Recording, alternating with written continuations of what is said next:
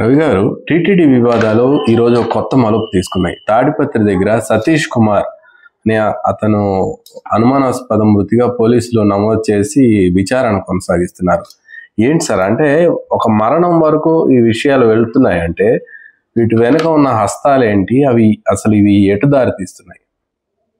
అవన్నీ విచారణలో తేలాలి. వాస్తవంగా ఈ ఏవిఎస్ఓ టీటీడీలో అంటే assistant vigilance and security officer ఈ సతీష్ కుమార్ అని ఆయన. ఇప్పుడు మీరు తెలుసు, పరకామణిలో చోరీ అనే ఆ కేసు స్వయంగా విచారించమని అప్పగించింది హైకోర్టు. ఆ విచారణ జరుగుతుంది సిబిఐ ఆధ్వర్యంలో. అలాగే ఇతర అవినీతి వ్యవహారాలు ఇవన్నీ సిఐడి చూస్తూ ఉంది, ఏసీబీ చూస్తూ ఉంది. చాలా దశల వారీగా జరుగుతుంది. ఇలాంటి సమయంలో ఆ రోజు ఆ రవికుమార్ అనేటటువంటి వ్యక్తి, అతను నిజానికి జిఆర్ స్వామి అనే దాని తరఫున, మఠం తరఫున వచ్చాడు. అక్కడ స్వచ్ఛంద సేవకుడు అతను చేస్తుంటే పట్టుకుంది ఈ సతీష్. దాని మీద విచారణ జరుపుతుంది కదా సిఐడి. విచారణకు హాజరవ్వాలి ఆయన. ఇంతకుముందు ఒకసారి హాజరయ్యాడు. హాజరైనప్పుడు ఏదో చెప్పాడు. మళ్ళీ ఆయన విచారణకు హాజరవడానికి బయలుదేరాడు. మామూలుగా ఆయన రైల్వే పోలీసుకు సంబంధించిన వ్యక్తి. ఇక్కడ కొంతకాలం డెప్యుటేషన్ చేసి మళ్ళీ రైల్వేకి వెళ్ళి అక్కడ పనిచేస్తున్నాడు. గుంతకల్లో ఉంటున్నాడు.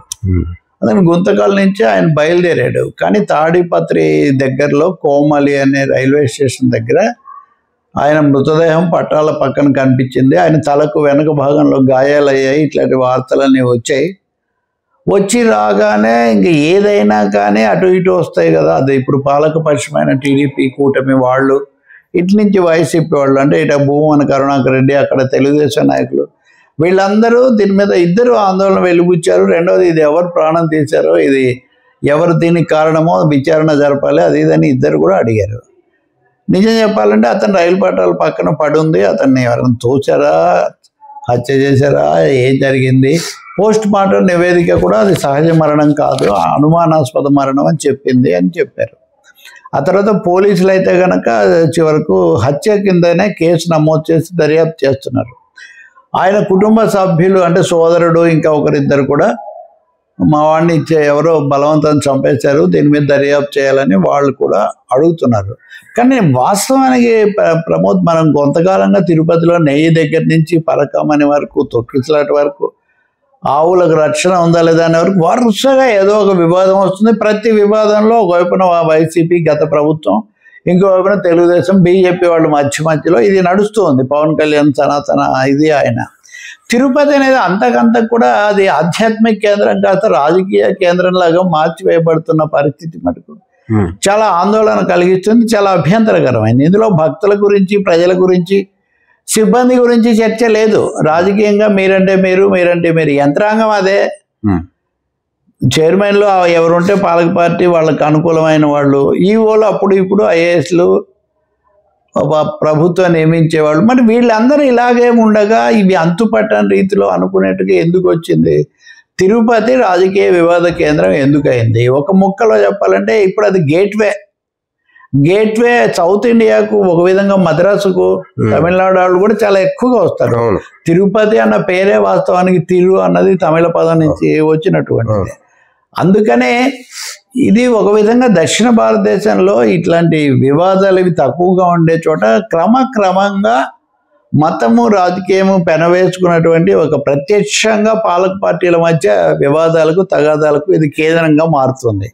ఆ క్రమంలో సిబ్బంది, అధికారులు వీళ్ళందరూ కూడా ఒక విధంగా నలిగిపోతున్న పరిస్థితి. ఇప్పుడు ఒక ఆయన ప్రాణమే పోయింది, ఇంకా ఇది హత్య అంటున్నారు. అంతకుముందు గుడి ప్రధాన పూజారిగా ఉన్న రమణ దీక్షితుల నుంచి ఇందులో పాల్గొన్నారు చెప్తూ మనం కనుక చూస్తే, ఇప్పుడు బయట నుంచి వచ్చిన మఠాలకు చెందిన వాళ్ళు ఇరుక్కున్నారు. ఎక్కడ దీనికి ఎవరు కారణం? అన్ని దశల్లో ముఖ్యమైన వ్యక్తులు ఉన్నారు. ఇప్పుడు ఇతను నిజంగా ఏదైనా జరిగింది, అనుమానం ఉంది అంటే మటుకు ఒకరి మీద ఒకరు బహిరంగంగా ఎందుకు ఆరోపణలు, తమ దగ్గర ఉన్న ఆధారాలు వాళ్ళు పోలీసులకు, కోర్టుకో నేరుగా సమర్పించవచ్చు. వీళ్ళందరూ ఉన్నవాళ్లే కదా. కాబట్టి మీరు చంపారని వాళ్ళు, మీరు చంపారని వీళ్ళు, ఇద్దరు. నేను గతంలో కూడా చెప్పేవాడిని, మీ దగ్గర ఉన్న ఆధారాలు దర్యాప్తు సంస్థలకు సమర్పించండి, అయిపోతుంది కదా. ఎందుకు వివాదము, ఉద్రిక్తత మీరు పెంచుతారు అనేది ఇక్కడ ఒక పెద్ద ప్రశ్న. మూడోది, అసలు ఎవరు చేశారు ఇవన్నీ? అంటే ఎవరికి అతీతమైన కొన్ని తెర వెనుక శక్తులు ఏమైనా ఉన్నాయా? ఇప్పుడు ఉదాహరణకు పరగమనే జరిగినప్పుడు ఇప్పుడు ఎవరైతే ఈవోగా ఉన్నారో ఆయన అప్పుడు లేరు, కానీ ఆయన ఉన్నారు. అశోక్ అనిల్ కుమార్ సింఘాల్ అని ఆయన 2017 నుంచి 2020 వరకు ఆయన ఉన్నారు. ఉదాహరణకు అంటే జగన్ వచ్చాక కూడా ఆయన చాలా రోజులు ఉన్నారు. సో వాళ్ళకి ఎవరికి ఈ విషయాలు తెలియకుండా ఎట్లా ఏం జరుగుతుంది నెయ్యి విషయమైనా ఇంకొకటైనా. కాబట్టి కొంతమందిని మినహాయించి కొంతమందిని జోడించి తమ రాజకీయమైన అవసరాలకు అనుగుణంగా మాట్లాడుతూ ఉంటే అధికారులైనా ఆఖరికి పూజారులు కూడా, ఇప్పుడు చైర్మన్ గారు చెప్తున్నారు కదా, ఆయనే వచ్చి నా దగ్గర సారీ చెప్పారు ఇట్లాంటివి. కాబట్టి చాలా అభ్యంతరంగా ఇబ్బందికరంగా ఉంది భక్తులకు. నిజంగా స్వామివారిని శ్రీవారి సేవలో తరించాలనుకునే వాళ్లకు రాజకీయ కేంద్రంగా తిరుపతిని మార్చటం, అందులో ఒక విధంగా అడకత్తర్లో పోక చెక్కలాగా సిబ్బందిని ఈ భద్రతాధికారులను దాన్ని తీసుకోవటం, ఇది మటుకు ఏమాత్రం సమంజసంగా లేదు. నా ఉద్దేశంలో తిరుమల కొండ మీద జరిగిన అన్నిటినీ కూడా న్యాయ విచారణ లాంటిది పెట్టడం చాలా మంచిది. నా ఉద్దేశంలో సిట్టింగ్ న్యాయమూర్తిని కానీ మాజీ న్యాయమూర్తులు కానీ నియమించి క్రమ పద్ధతిలో సమగ్రంగా విచారణ జరిపి నిజానిజాలు తేల్చాలి. లేకపోతే మనకు ఇది ఎడతెగని వివాదంలాగా ఉంటుంది. దీని ద్వారా రాజకీయాలను మత విషయాలను కలిపే ప్రయత్నం మంచిది కాదు. మనం అయోధ్య దగ్గర చూసాం, అది అయిన తర్వాత మధుర, కాశీ, శబరిమల, ఎక్కడికక్కడ ఇలాంటివన్నీ వస్తున్నాయి. కానీ తిరుపతి అనేది ప్రపంచంలోనే ప్రసిద్ధమైన ప్రథమ స్థానంలో ఉన్న ఆధ్యాత్మిక కేంద్రం కాబట్టి సతీష్ కుమార్కు కూడా న్యాయం జరగాలి. ఏం జరిగింది దర్యాప్తు చేయాలి, ఆ కుటుంబానికి కూడా అవసరమైన సహాయం అందించాలి. ఈ లోపల బహిరంగంగా దీని మీద అదే పనిగా ఒకరినొకరు తిట్టిపోసుకోవడం, ఆరోపణలు కుమ్మరించుకోవడం, కొంతమంది వివేకానంద రెడ్డి హత్యలో కూడా ఇదే దీనికి ఏమీ అంతులేదు ఇంకా దీనికి. అవన్నీ చట్టబద్ధంగా కోర్టులకు, దర్యాప్తు సంస్థలకు, పోలీసులకు సమర్పించడం చాలా మంచిది.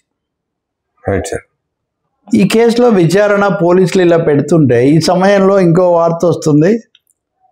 అదేమంటే ఆయన వచ్చారు, సీసీటీవీలో ఆయన కదలికలు, గుంతకల్ రైల్వే స్టేషన్ దగ్గరికి వచ్చి ఆయన తన బైక్ పార్క్ చేయడం ఇవన్నీ రికార్డ్ అయినాయి.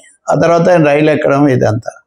అయితే ఆ తర్వాత ఆయన ఫోన్ నుంచి ఆయన భార్యకి ఒక మెసేజ్ వచ్చింది. ఆ మెసేజ్లో నాకేదో అసౌకర్యంగా ఉంది గుండె అని ఆయన చెప్పినట్టుగా ఆ మెసేజ్లో ఉంది. ఓ 4 సార్లు ఫోన్ ట్రై చేశారు, ఈమెమో ఫోన్ ఎత్తలేకపోయారు ఎందుకైతే అని. సో అర్ధరాత్రి దాటాక ఎప్పుడో నాకు అసౌకర్యంగా ఉంది కొంచెం అని ఆయన చెప్పినట్టుగా ఉంది అని. సో వీటన్నిటి మధ్యలో ఏది ఎప్పుడు జరిగింది? దీన్ని ఒక మీడియా ఇస్తుంది, ఒక మీడియానేమో దీన్ని ఇవ్వడం లేదు. ఇది కూడా ఒక పెద్ద మిస్టరీ కదా వాస్తవానికి. ఏదో ఒకటి నిజం అవుతుంది, రెండోది పోలీసులు, తర్వాత దర్యాప్తు అధికారులు అన్నింటినీ సమానంగా తీసుకుంటే అసౌకర్యంగా ఉన్న పరిస్థితుల్లో తోటి ప్రయాణికులతో ఎవరితోనో చెప్పిన దాఖలాలు ఏమైనా ఉన్నాయా? ఇంకా అదే దర్యాప్తు చేయాలి. ఇప్పుడు ఇంకా ఆయన ఏ వేళకు ప్రయాణించారు, అప్పుడు చుట్టుపక్కల ఎవరు ఉన్నారు, ఏమైంది, లేదా అక్కడ ఏదైనా జరిగిందా? ఇప్పుడు అసౌకర్యం అంటే ఇదేనా అని కొంతమంది అర్థం తీస్తున్నారు.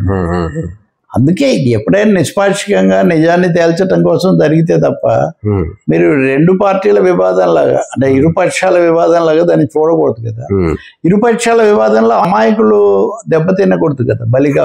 బాధితులు, నిందితులు ఇద్దరు కూడా ఇలాంటి రాజకీయ వివాదాల్లో వాళ్ళ సైడ్ వాళ్ళు వెళ్ళిపోతుంటారు. అవును, రైట్ సార్.